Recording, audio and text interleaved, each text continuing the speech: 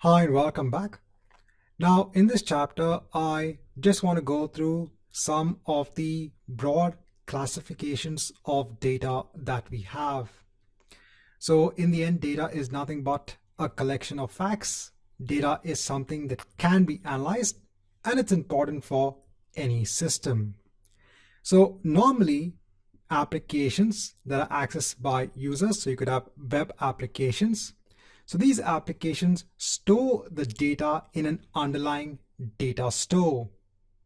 Now the data store that is used depends upon the type of data or the structure of the data that is being stored by the application. So I just want to go through some of the broad classifications of data.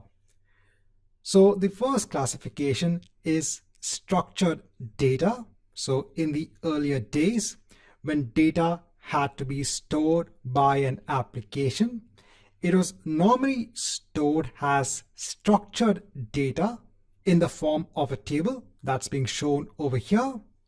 So the table is represented by rows and columns. So over here you have the columns, and all of this would reside in a database. Now you could have multiple tables in the database. Each table would go ahead and store its own information. So over here we are looking at structured data. And normally this structured data is normally referred to also as relational data. So normally the structured data is stored in tables in a relational database. Some of the examples of relational database systems are, so you have a Microsoft SQL Server, you have Oracle, you have MySQL.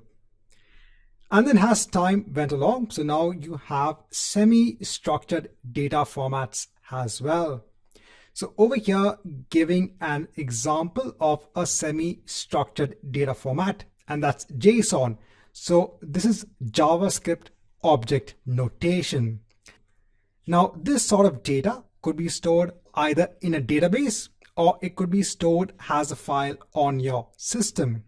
So this was a much more simpler way of storing information. So for example, over here, I'm showing a very simple JSON based object.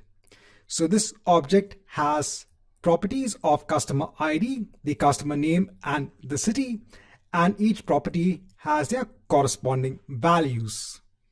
And then you have unstructured data. So examples of unstructured data are your audio files, your video files, and your images. So all of these are also referred to as objects. And in Azure, so there is a service known as the Azure Storage Account.